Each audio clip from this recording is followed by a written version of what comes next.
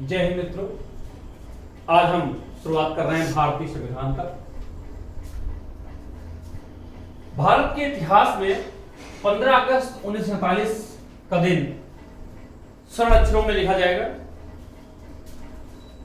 भारत सदियों से की दासता से मुक्त हुआ था और तत्कालीन नेताओं के समक्ष एक चुनौती थी कि देश आजाद हुआ है, इस आजादी को अक्षुण्ण बनाए रखने के लिए और प्रशासन को चलाने के लिए हमें भारत के संविधान एक ऐसा दस्तावेज तैयार करने के लिए कि जिससे भारत का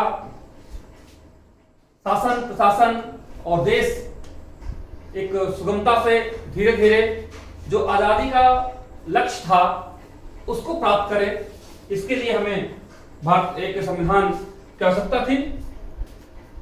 तो हमने प्रयास करके पूरे 26 नवंबर 1949 को भारत के संविधान का निर्माण कार्य पूरा किया और उसी दिन भारतीय संविधान के कुछ उपबंध लागू हो गए, प्रयुक्त हो गए।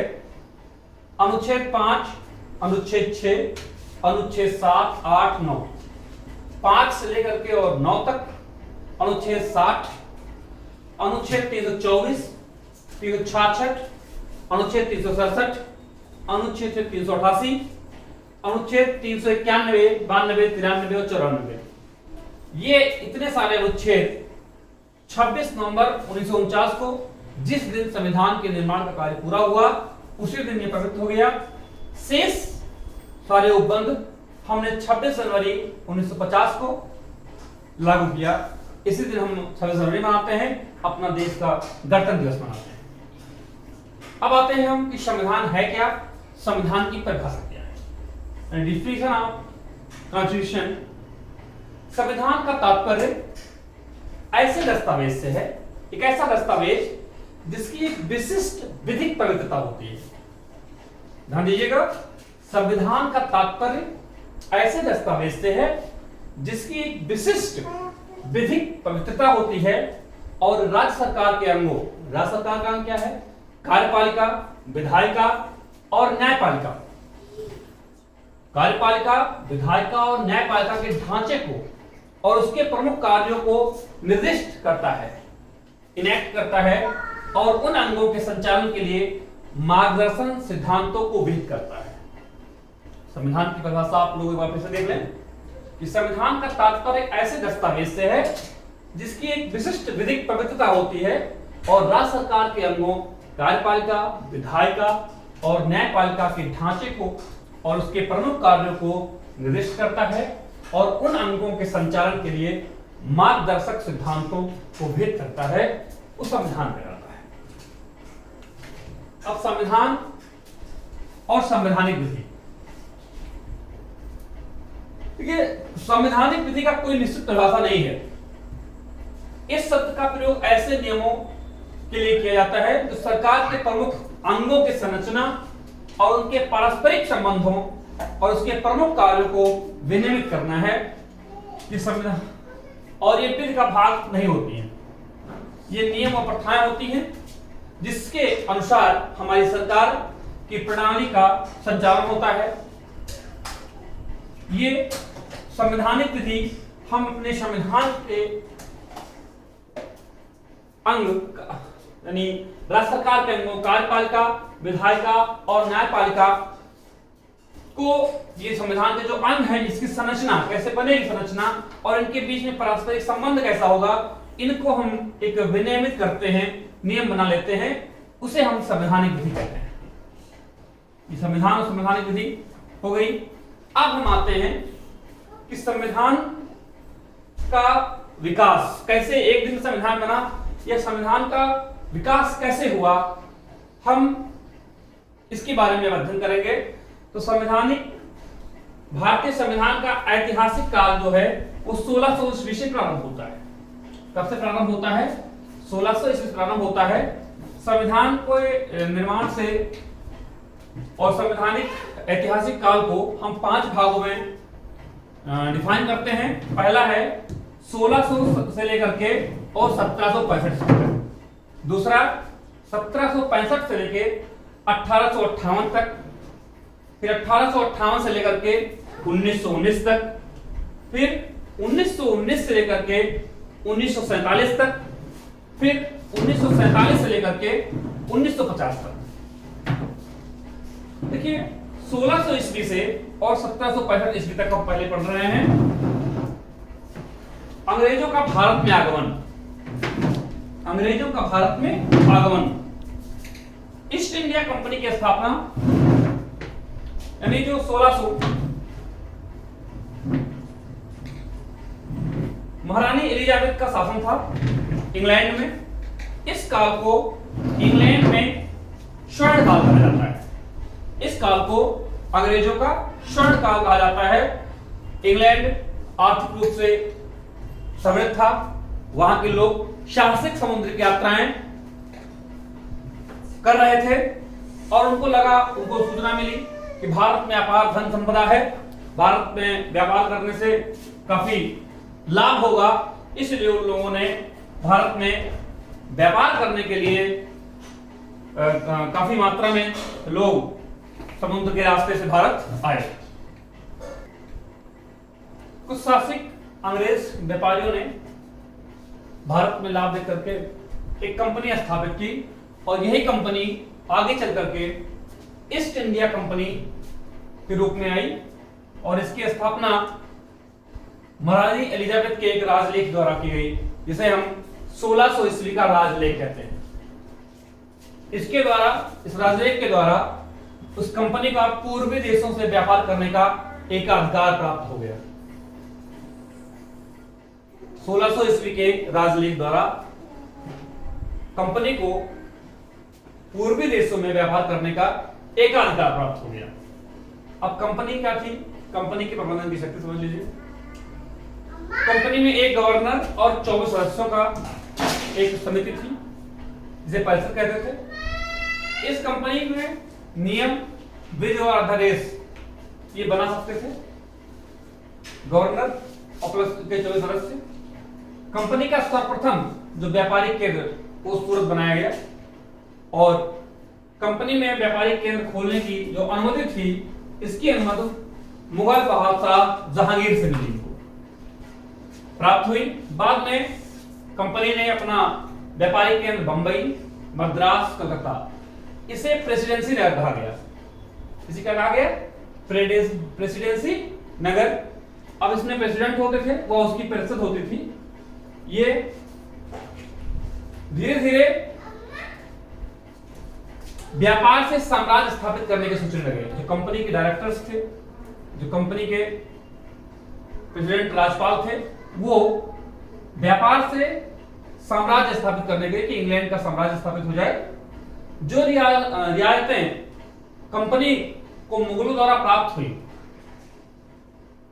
वही रियायत आगे चल करके ब्रिटिश साम्राज्य की नींव स्थापित करने में कामयाब रही।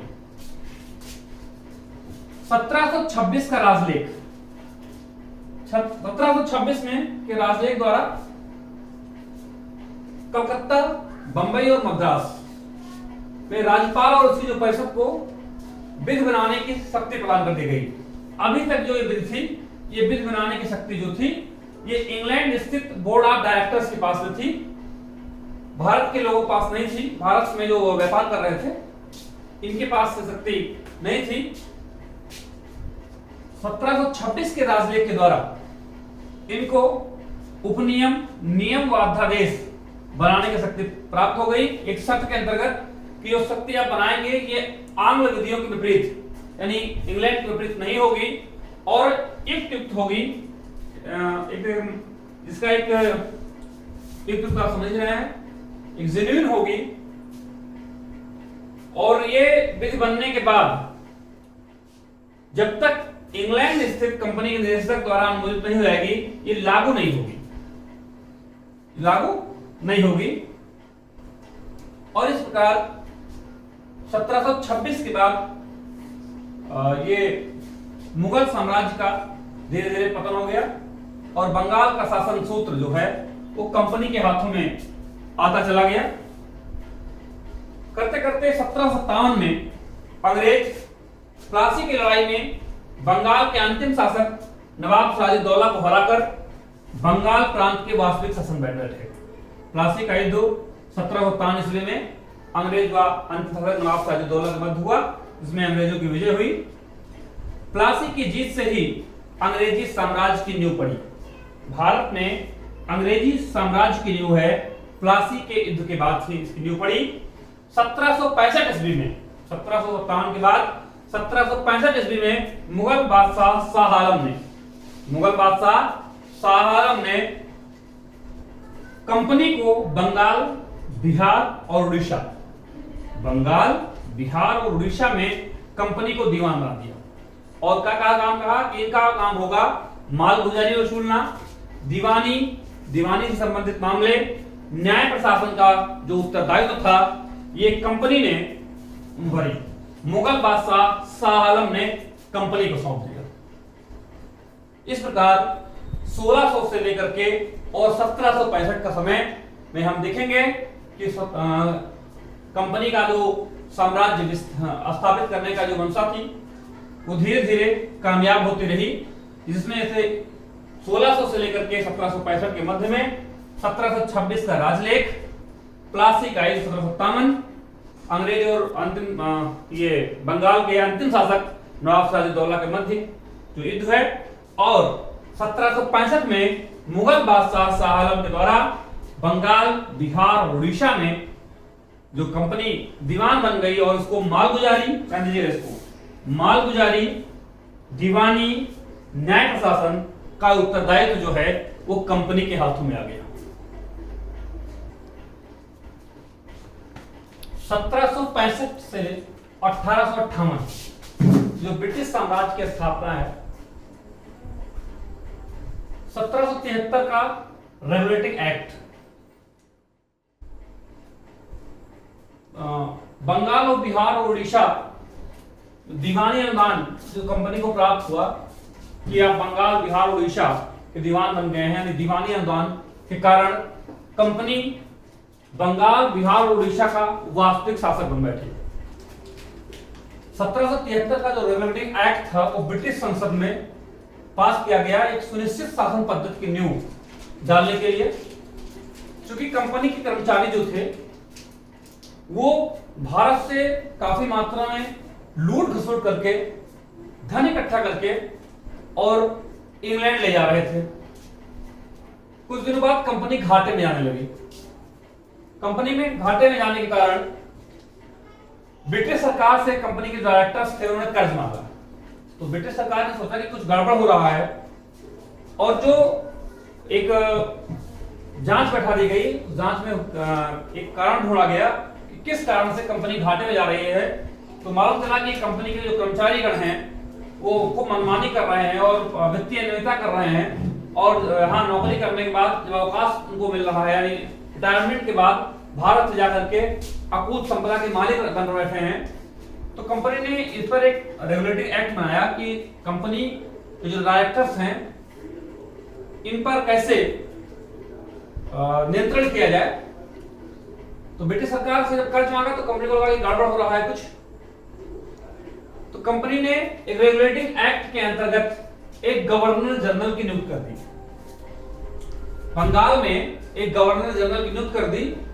इस गवर्नर जनरल में एक गवर्नर जनरल और प्लस के 4 सदस्य थे समिति के रेगुलेटिंग एक्ट के अंतर्गत, और इस गवर्नर जनरल को रेगुलेटिंग एक्ट पारित होने के पहले कलकत्ता, बंबई और मद्रास इसको अलग अलग सरकारें थी, अलग अलग लोग इसको देख रहे थे, अलग अलग बोर्ड इसको देख रहा था।